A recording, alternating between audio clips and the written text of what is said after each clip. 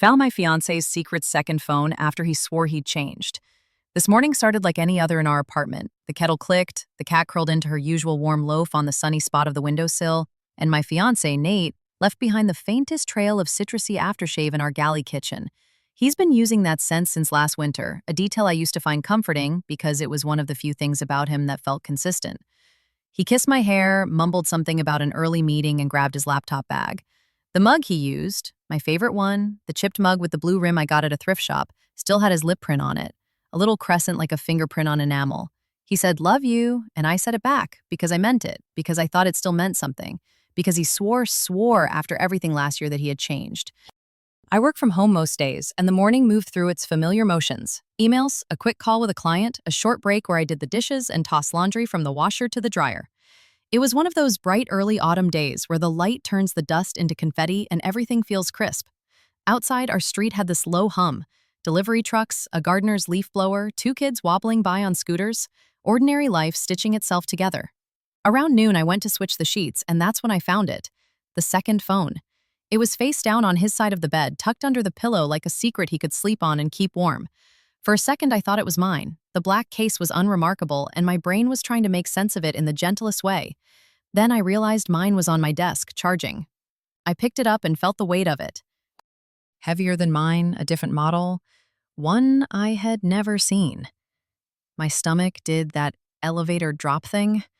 I swallowed and told myself it could be a work phone. He started his new job 4 months ago. They never gave him hardware, but maybe they changed policy. Maybe. I turned it over in my hands and noticed a smudge of pink gloss on the corner. I don't wear pink gloss. I don't even own anything that shade. My mouth went dry. The context here matters. Last year, after we got engaged, I found out Nate had been messaging an old coworker. Nothing explicit, he'd insisted, just flirty. Screenshots said otherwise. Heart emojis, a couple of late-night wish-you-were-here messages, and a photo that I can't unsee even though it revealed very little. I don't want to get into graphic content, but enough for me to know my fiancé was not just networking. That time, he cried. He begged. He promised therapy. He promised me full transparency, location sharing, passwords, screens faced up. He said he saw my worth, and he would spend the rest of his life proving it. I believed him. Because that's what you do when you're engaged and you've planned your wedding on sticky notes, and you're already telling your Aunt June her adorable poodle can't be the ring bearer. We pushed through. Therapy twice a month. He was attentive and things felt calmer. He cooked dinners. He left me notes on the fridge next to grocery lists. He learned how to fold fitted sheets, kind of. The ring on my finger stopped feeling heavy. I started letting myself get excited again. I kept a folder of florals on my phone, pinned seating chart ideas. Imagine the way the room would hum when we said our vows. And then, noon sunlight and dust confetti, and this phone. It lit up with a notification while I was still holding it, like the world tipping over a bucket of ice water onto my head. A banner flashed across the screen from an app I didn't know, some messaging app with a name that sounded like one of those new encrypted platforms. The preview was only an ellipsis and a name. Daisy. My breath snagged. I tapped the screen. It asked for a passcode. I tried as usual. Denied. I tried our anniversary. Denied. I tried his birthday. Denied, and the phone warned me one more attempt would lock it for an hour. My thumb hovered. I set it down on the bed and sat. The mattress dipped and I felt small, like a kid sitting on a ledge looking down. The pink gloss smudge stared at me like a neon sign. "Hello, you're being foolish." I told myself to be rational. I told myself not to jump to conclusions. I told myself to ask him first. Then I told myself if there was ever a time to be a little irrational, it's when you find a secret phone under your fiancé's pillow with a message from Daisy on a platform you've never heard of. My hands were shaking. It felt like my body was vibrating. Even my scalp tingled. I put the phone on the dresser and went to the kitchen for water. I couldn't swallow. My tongue felt like cotton, my throat like paper. The cat followed me, winding around my ankles, complaining for lunch. I fed her, I sat on the floor and watched her eat. Because it was a normal thing happening in front of me, and I needed something to be normal. I picked at the edge of my thumbnail until I realized I was bleeding. Just a bit, a dot of red like punctuation. At 12:30, I called him. No answer. I texted, "Hey, did your work give you a phone?" 3 marching dots appeared, then disappeared. Then nothing. The dots again. Then nothing again. Finally a reply. "In a meeting. Talk later?" My heart tripped. I took a breath. "Found a phone under your pillow. Whose is it? Dot dot dot. Off. Dot dot dot. Off. I'll call you in a bit." He did not say whose phone. I took a photo of the phone on the bed and sent it. Dot dot dot. Off. Then a call came in. Not from him, but from an unknown number. I let it go to voicemail. Then another, and another like a drum beat. I picked up on the third. "Hello?" Silence. Then someone cleared their throat and hung up. I set my own phone down and just stood there, not sure what being upright was supposed to accomplish, but doing it anyway. I made tea. I didn't drink it. I walked around the apartment like I was checking to make sure the walls were still attached. I pulled open the drawer with the wedding stuff, swatches and printouts, a tiny pearl hairpin I bought impulsively and tucked away. It looked so small in my hand. Everything looked small. I was suddenly aware of the cheapness of our bookshelf and the way the window paint chips near the latch, and the dent in the hallway where his bike handle once knocked the drywall. Our life, all its little imperfections, and this huge, yawning thing tearing through it. At 1:15, he called. "Hey," he said, breathless like he'd run upstairs. In the background, voices and a door closing. "Babe, hey. Whose phone?" The words were steady. I surprised myself. "Okay, listen," he said, exhaling. I could feel his brain reaching for a story. "That's an old phone, not active. I've been using it as a music player when—" It lit up, I said. "A message from someone named Daisy." Silence, just a beat too long. "Babe, it's not what you think," he said, which is the thing you say when it's exactly what I think. "Who is Daisy?" "A friend from the gym." "Do you wear pink lip gloss to the gym, or does your friend?" He didn't respond to that. I heard him sit down on something, the creak of a chair. "Can we talk tonight? I can explain everything. Explain now. Honey, I can't do this at work. Explain the phone." It's just a place where I've kept some contacts separate. I didn't want to stress you." "You bought a separate phone so I wouldn't be stressed?" My voice cracked. Not on the word you'd expect. Not on phone or separate, but on wouldn't. And it felt like something split in the middle of my throat. He spoke quickly. "Look, I know how it looks. I know after last year your trust, your tank is empty. I get that. But nothing happened. It's flirting, okay? Just flirting. A distraction. I swear." I felt something cold wash over me, like my blood replaced with river water. "You swore you'd changed." "I am changing," he said, urgent. "I go to therapy. I do the work. I talk about my childhood and my attachment and how my dad was never— I'm not your therapist." He went quiet, and then in a smaller voice, "I messed up." "Do you talk to Daisy about your attachment?" "She's just someone who— this is embarrassing— who messages me sometimes. We don't even hang out. It's stupid. She makes me feel wanted." I had to sit down. The cat jumped into my lap and then immediately jumped off because I was too tense. She doesn't like to be on a moving ship.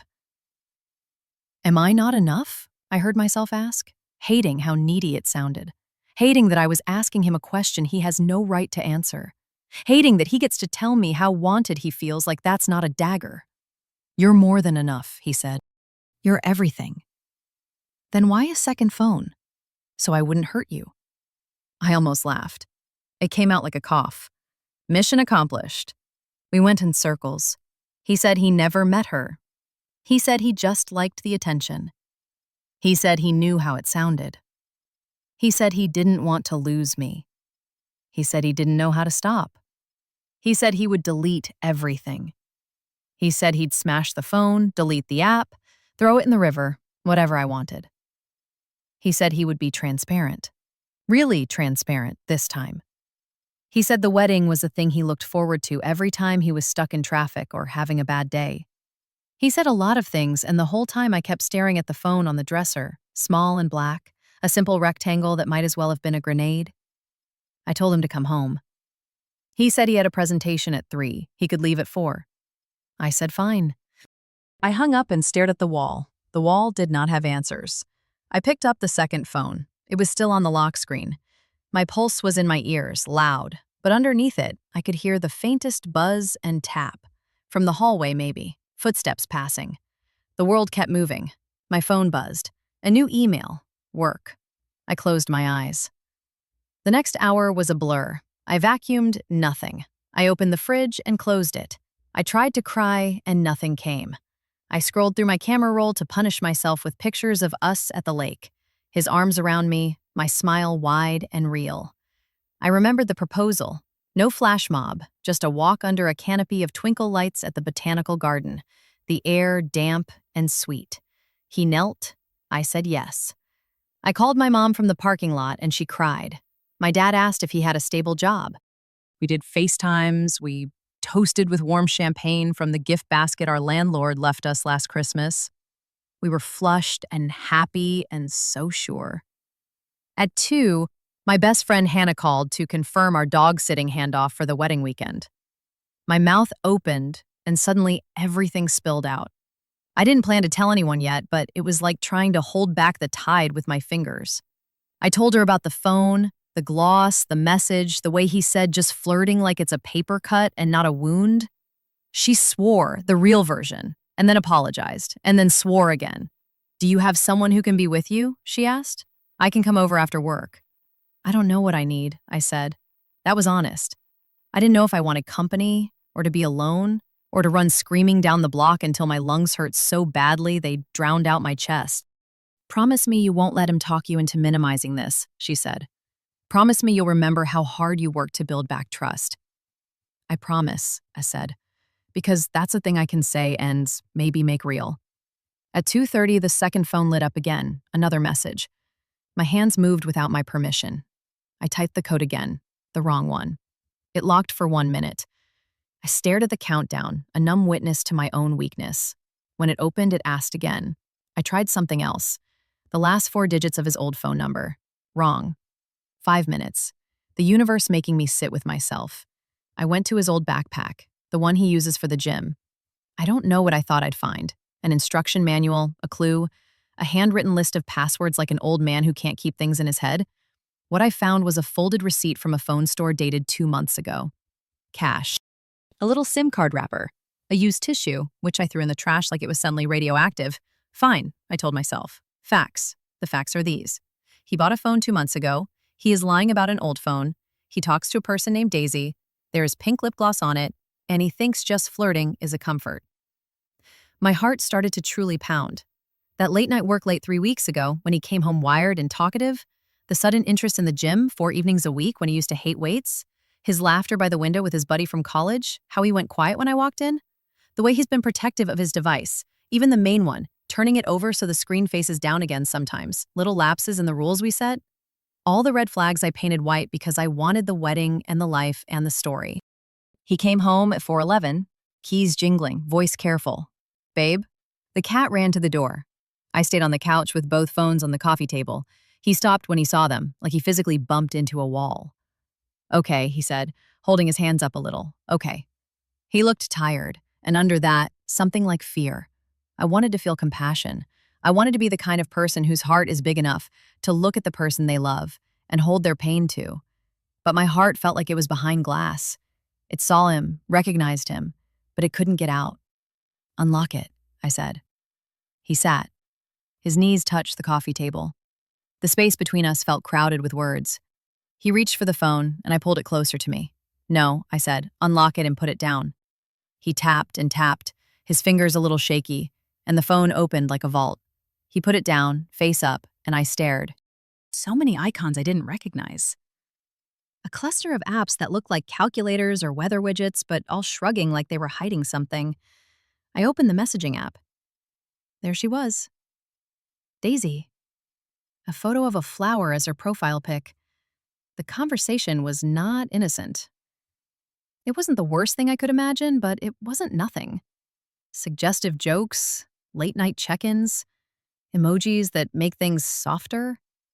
A selfie of him at the gym, glistening. The caption, "Think of you when I push for one more rep." A photo of a woman's shoulder and collarbone, tasteful but intimate in the way private things are. A screenshot of a restaurant menu with, "We should go," and a winky face. Voice notes, short, breathy, teasing.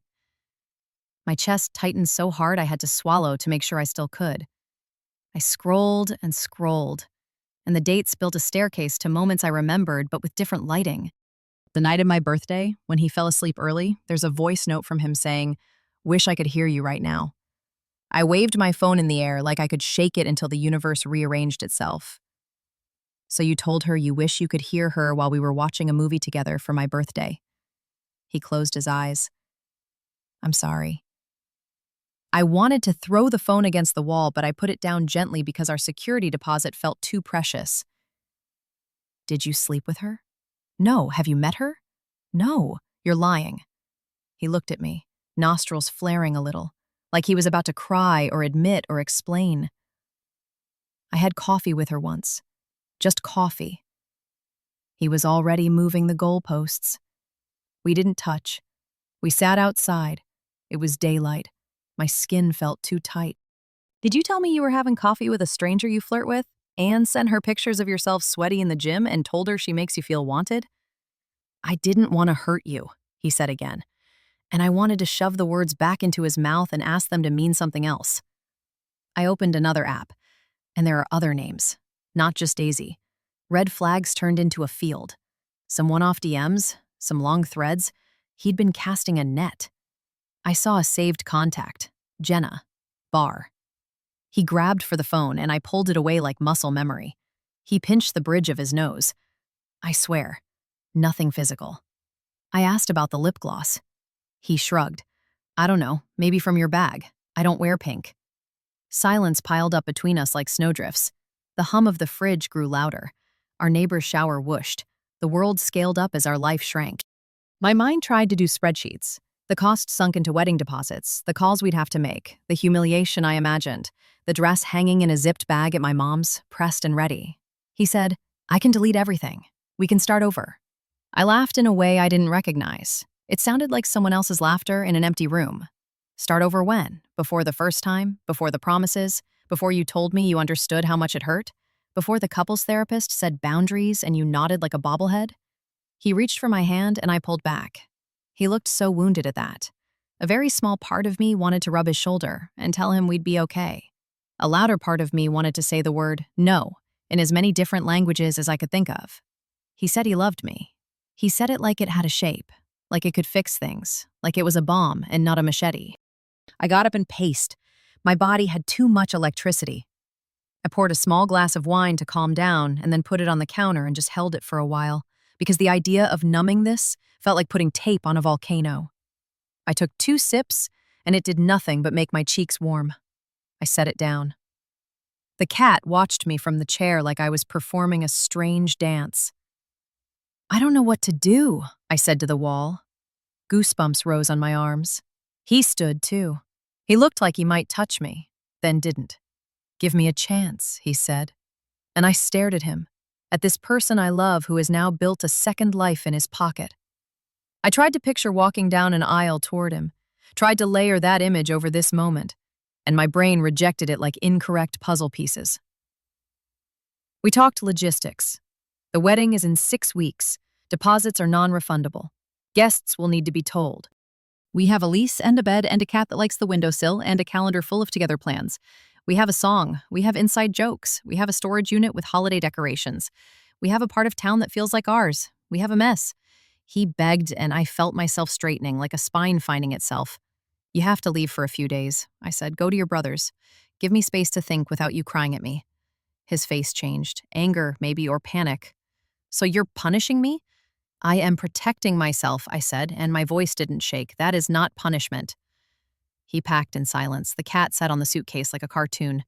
He moved methodically, taking chargers and underwear and that ratty t-shirt he sleeps in. He kept looking over at me like I was going to change my mind, like I would walk over and soften and say, "No, stay. Let's make dinner and watch something and pretend this is a small storm that will blow over." I didn't. He put on his sneakers, stood by the door, and said, "Text me, please." I can't breathe not knowing. I nodded because I didn't have breath to spare either. After he left, the apartment wasn't quiet. It was loud with absence.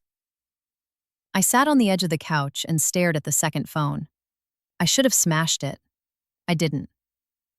I put it in a shoebox with the receipt and a sticky note that said, evidence, because my brain is dramatic and also because it helps to name things. I texted Hannah. I texted my therapist.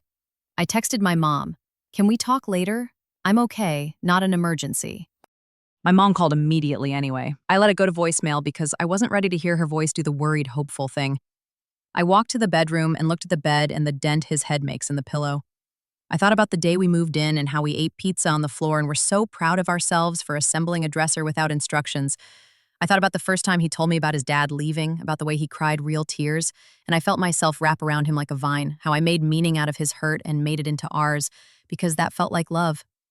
I thought about all the times he's been good, because he has been good. People are not only their worst thing, but I also think that just flirting is a lie we tell to make our selfishness look like harmlessness. I put my fingers on the place where my ring sits and slid it back and forth. I didn't take it off. I didn't leave it on with conviction either. It just stayed because inertia is a powerful thing. I sat on the floor and leaned against the side of the bed and let my head drop back until I was staring at the ceiling. The light fixture needs dusting. Isn't that ridiculous? The way your brain catalogs small chores in the middle of a life unraveling? I'm straddling two mirrors. In one, I see a wedding postponed, a lot of tears, a rebuilding that isn't about him, but about me and my boundaries and my trust in my own eyes. In the other, I see us in therapy again. Him doing worksheets, me watching his phone face up like a hawk, the ring still on, the photo still on the wall. I can't quite tell which reflection is truer. I only know my stomach hurts and my shoulders ache, like I've been carrying something heavy for a long time. The worst part is that I'd convinced myself we were past this, that his therapy and our talks and his gentle hands making dinner meant the itch was gone. But the itch wasn't gone. He just learned to scratch where I couldn't see. That sounds dramatic, but God, it feels true. I see all the comments in my head already. Leave. Run. Once a cheater, always a cheater. You deserve better. You'll thank yourself later. Then the quieter ones. People can change if he's willing to do the work, if you both commit. There's probably truth in both camps. The hard part is distinguishing the voices from the noise of my own fear and hope.